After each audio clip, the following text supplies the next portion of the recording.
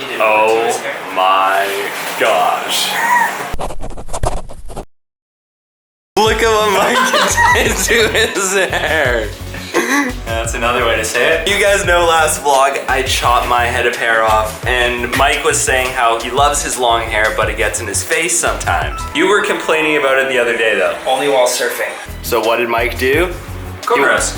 He went white rapper on us. Yeah, you can call me Mike Malone? Lil Mike. or young Mike. Young Mike. Young M. Put it in the comments below what we should call Mike. Mike and I have arrived at our next destination, and actually one of our final destinations here in Sri Lanka. Mike, where are we? Hickadua. Hickadua. It is one of the final beach towns we're going to visit on the south coast before we go to Colombo and then head out to the Philippines. Today's goal is to hit the surf and not need to play yakety sax in the background. We have surfed 3 times in the past 3 videos, and every single time I've had to play yakety sax. But today is no mass, no more. We're gonna kill it, I think. Right, Mike?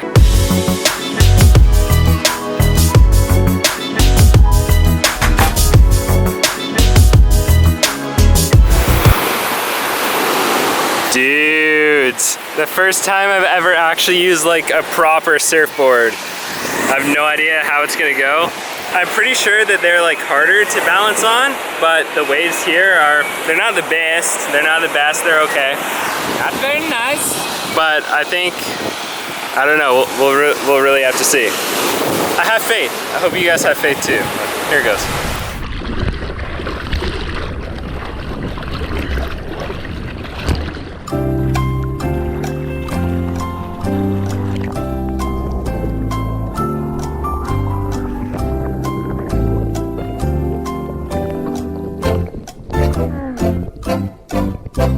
Yeah, I still suck at surfing. Anyways, my dudes, I thought I would take this portion of the video to discuss with you guys India and Sri Lanka. I've been getting a lot of questions having spent 1 month in each country, and a lot of people are asking, which should I go to, or how should I spend my time, or I want to see both, what should I do? So here's a bit of insight into my thoughts and opinions on the two. What I've done is basically made a few categories, and I'll go through them and compare and contrast the 2 countries so you get an idea of what each vacation would be like. And hey, if you want to do one or the other, or you want to do both, you can decide. First off, I need to tell you guys what each country is like, because they're both vastly different from one another, and the 2 vacations are going to be completely different depending on where you go. India, on one hand, is extremely culturally immersive and chaotic and crazy, beautiful, but just crazy. It's an absolute adventure. So if that's what you're looking for,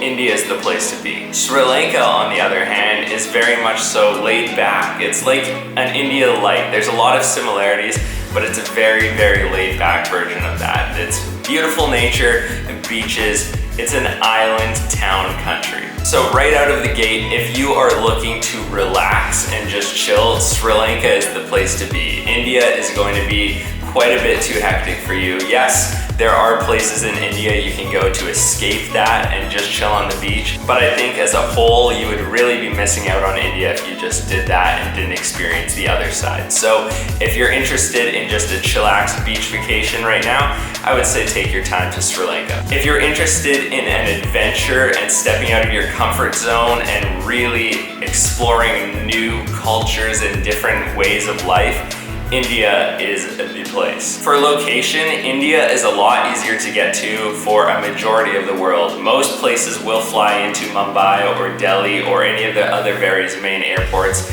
India is a lot easier to reach. Sri Lanka, on the other hand, is quite difficult to reach. Actually, the southern tip of India and the northern tip of Sri Lanka are super close, but there is no ferry or boat that goes across there. You have to fly. A lot of the flights going into Sri Lanka come through India, so that's why a lot of people do the 2 together. But for a Canadian like me, if I wanted to just come to Sri Lanka, I'd have to go through like 3 or 4 planes to get here. So Sri Lanka is kind of off the beaten path if you're just trying to get somewhere for a vacation. Transportation inside of the countries. Both countries have exceptional public transportation, so it's very easy to get around for very cheap. India, you will be using trains for, I'd say, like 90% of your travel. We did use buses occasionally, but trains are definitely the way to go there, especially for the long haul journeys. Pro tip, when you're booking trains, I recommend booking 3AC. That is the best class for comfort versus value of how much it costs. 3AC is the way to go. Mike and I were taking train rides consistently for like 10 to 15 hours. We were getting up to like 17 sometimes.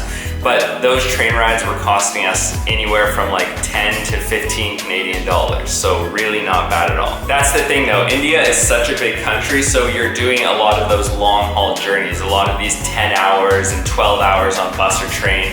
But Sri Lanka is very different. Sri Lanka, Mike and I have been using the public bus system basically the entire way around. Because Sri Lanka is a very small country, you're able to take the public buses for like 1 to 2 hour journeys at a time and you'll make it to your destination. They're really well set up. They go basically everywhere and they're not that bad. So I highly recommend taking the public buses here in Sri Lanka. They do have a train system. It is absolutely beautiful. But the public buses go to a lot more places, and there are certain places in Sri Lanka where the train system does not run. So I honestly think the buses are the way to go when you're in Sri Lanka. Let's talk about food. Hands down, India has some of my favorite food I have ever had. Rice and curry is like their staple thing. Basically everything is some form of rice or chapati like bread, and some form of curry, whether it's warm or cold or spicy or sweet. Something like that, some sort of combination, and I absolutely love that. I cannot get enough of it. Along with their like samosas and their pakoras and all of these different sweets and goods that they have, Indian food is exceptional. Mike and I mainly stuck to veg stuff because they don't have beef in a lot of India. They do in some places, but most of it is vegetarian, and their chicken and stuff is, nah, it's okay. I thought it was gonna be an issue for me being a vegetarian for a month, but I really enjoyed it. Like I said, the food there is exceptional.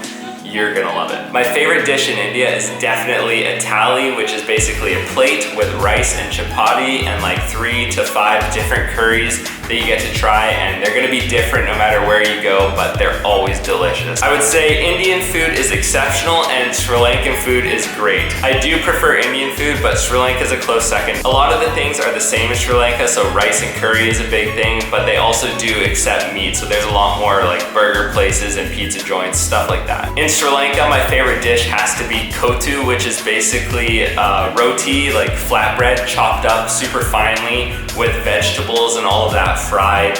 It is super, super delicious, and I would say kotu is to Sri Lanka like pad thai is to Thailand. It's the staple dish. And in both countries, you need not worry, the food is extremely cheap. The most you're gonna pay is like $1 to $3 for any local dish. Of course, if you want Western food, you will be paying a bit more, but Western food is never as good here as it would be at home. So I highly recommend eating local. You'll save yourself a ton of money, and it's delicious. So you've got your food, now you need somewhere to sleep. Throughout India, Mike and I basically only used hostels. We were paying anywhere from 7 to 10 Canadian dollars for one bed, which isn't bad. It's very cheap to travel around India, and you get all your basic amenities and all of that stuff. Sri Lanka, Mike and I have only used one hostel, I think, and the rest of the time we've been staying in guest houses. Guest houses are really prevalent throughout Sri Lanka. You'll find them basically everywhere. Basically every house is a guest house, it seems. Like they all have the sign. And that means Mike and I have been scoring private rooms for anywhere from 10 to 14 Canadian dollars a night. So that's like $5 to $7 each. So not bad for our own place. But yes, accommodation in both places can be very cheap. It can also be very expensive. So if your budget is a bit higher or you're on a shorter trip and you want to spend more,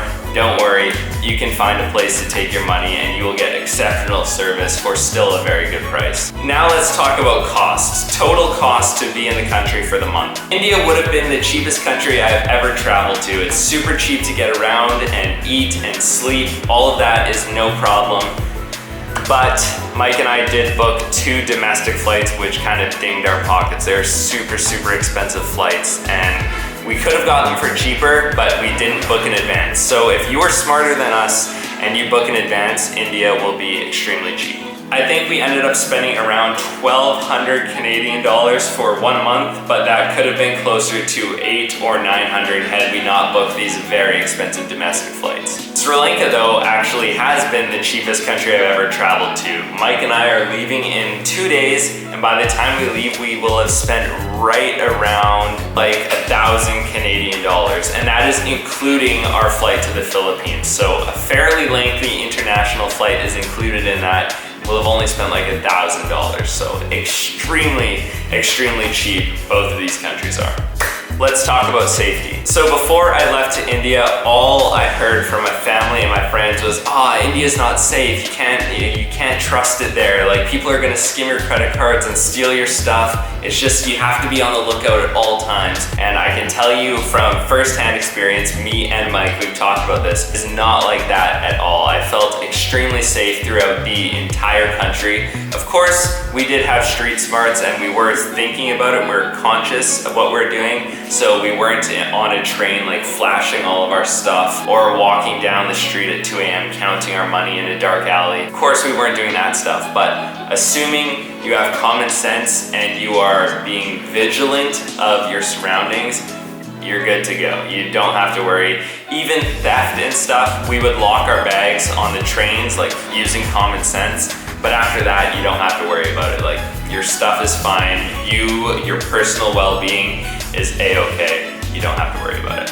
Sri Lanka, you have to worry about it even less than you have to worry about it in India. Like, the thought doesn't even come across my mind about safety here. It's safe. Time. How long does it take to travel each country? Like I said, we spent 1 month in each country, but those 1 months are not equal in terms of seeing stuff. A lot of people spend about 4 months to say that they have a good grasp on India and seeing all that they wanted to see. We spent 1 month, so we definitely power through that, and I can admit that I need to go back to see more. The 1 month that we did was amazing. We got to see all of like the main tourist attractions, the Taj Mahal, going to the desert, going to the backwaters in Alapi, the beaches of Goa. We got to do all of that, but there's a lot that we didn't get to do. We didn't get to go to any of the beautiful islands off of the coast or the east coast of India or the far north.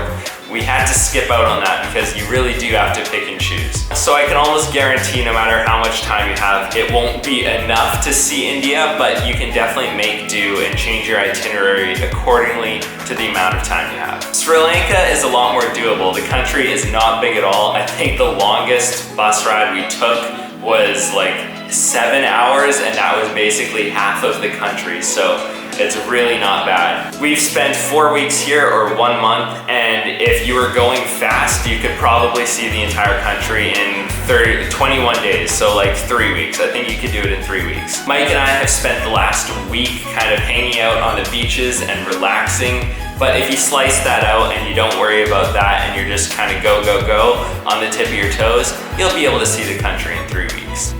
Now let's talk about my least favorite parts. I'm gonna preface this part and say I have absolutely loved my time in both countries so much, and I really had to nitpick to kind of find something that I could say is my least favorite part. These answers are kind of cheating, but like I said, I loved my time, so it wasn't the easiest thing to do. If I was talking about India, I would have to say my least favorite part is the chaos and how crazy it is. Now, I say my answer's cheating a little bit because that's also kind of my favorite part. That's part of the adventure. The reason you go to India is for that experience, that adventure, that authentic culture shock, right? And without the chaos and the craziness, it wouldn't be the same.